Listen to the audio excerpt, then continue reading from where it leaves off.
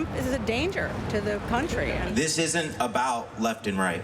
This is about connection and us standing up together. Millions marching from coast to coast. In all 50 states, people hit the streets to protest the Trump administration. A massive turnout in Seattle. According to police, an estimated 70,000 plus protesters of all ages and backgrounds marched from Cal Anderson Park to the Seattle Center today. Hi, everybody. Glad you're with us. I'm Michelle Esteban. The protest of No Kings Day was in response to President Trump's military parade tonight. The No Kings nationwide protest coincided with Trump's call for the parade billed to honor the 250th anniversary of the Army. The fact that the parade falls on President Trump's 79th birthday and opposition to his policies. We have team coverage tonight on the rallies here in Seattle. Senior reporter Chris Daniels went to the University of Washington for a demonstration on campus. But we want to begin with KOMO's Ryan Sims, who was at the massive rally that took over much of downtown Seattle. Ryan, a huge amount of people that stayed peacefully.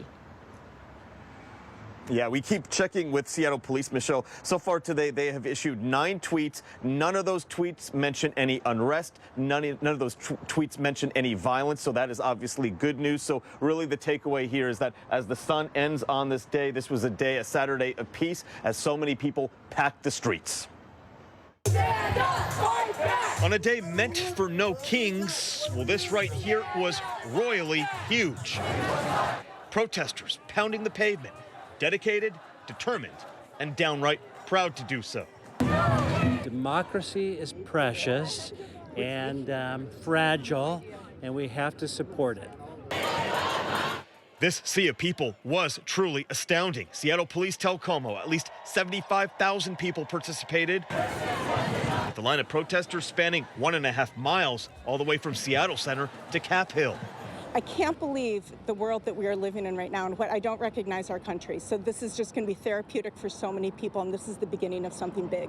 That is an expression of our democracy working efficiently, and I think it's a great thing. Before this march started came a call for action in the middle of Cal Anderson Park. We save us! We protect us! Among those taken to the stage were employees from the state attorney general's office. In case Trump tries to do here what he did in California with the National Guard, and we will be ready. Throughout the day, the president and his policies were prime topics. He's having that military parade for his birthday, and that's just ridiculous. What is happening to defunding of our national parks and our federal workers? I mean, there's just too many to name. We can't let this happen. No King's Day in the Emerald City. Packed streets for more than a mile, all while everything along this route remained peaceful. And again, the current estimates from Seattle Police, about 75,000 people are believed to have participated. But again, that's an estimate. We should know final numbers in the days ahead. Coming to you live from Seattle tonight, Ryan Sims, KOMO News. Ryan, thanks very much. As we mentioned, the epic gathering started right here at Cal Anderson Park. Look at it, just wall-to-wall people. There were approximately about 1,000 people just packed into every part of the park for more than an hour. They listened to speakers, took to the stage, including Representative Pramila Jayapal, who delivered a fiery speech.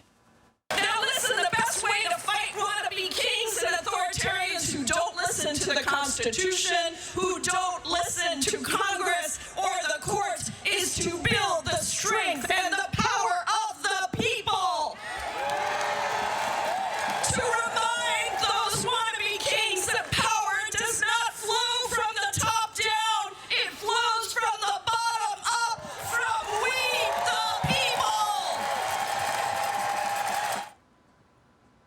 Downtown Seattle wasn't the only spot for protest in the city. A large crowd also gathered at the University of Washington's Red Square this afternoon. It coincided with graduation day and commencement ceremonies. Senior reporter Chris Daniels was there at what also turned out, Chris, to be quite a peaceful protest. There had been some concern here at the University of Washington because of past history with violent political protests and the fact that today is the university's commencement.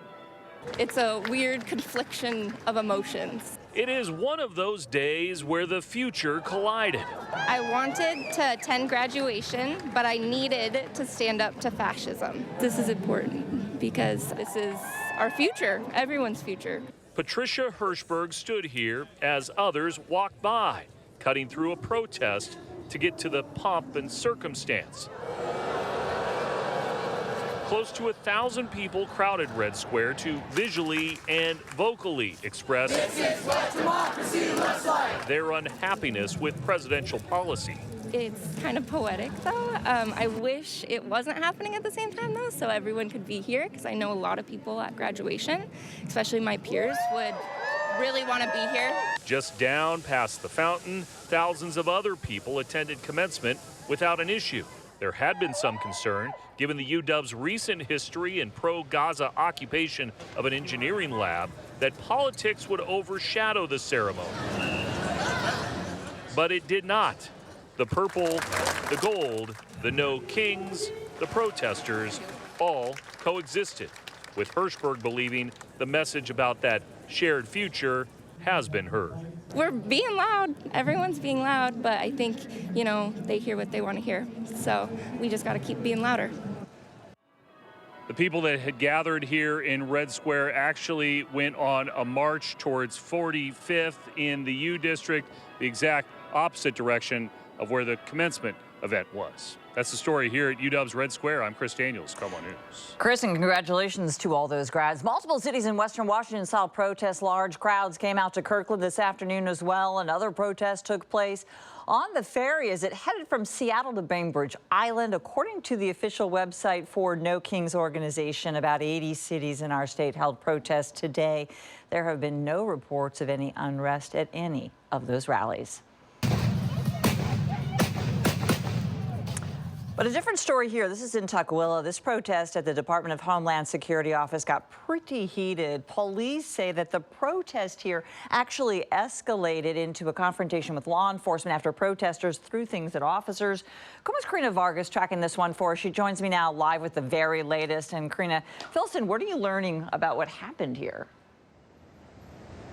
Yeah, Mashami, we spoke with one business owner who tells us that he saw what started as a peaceful protest quickly escalate this afternoon. And I want to show you some of that video of that moment when protesters clashed with police. Tukwila police said that they were requested by Federal Protective Services after officers became barricaded inside the facility.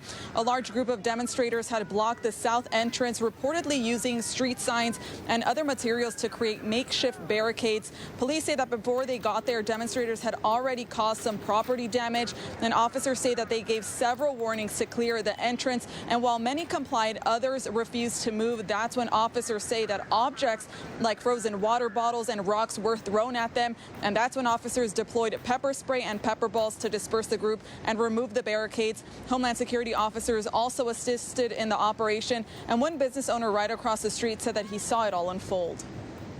I heard some shouting, and I stepped out of the office to see what was going on, and I saw people throwing some water bottles and stuff to the cops' car, and I felt that tear spray that police used on the people. Now, activists say that immigrants received instructions to come to the DHS field office for appointments today and had fears that they would be taken into custody. One protester tells me that that's the reason that they came out here today.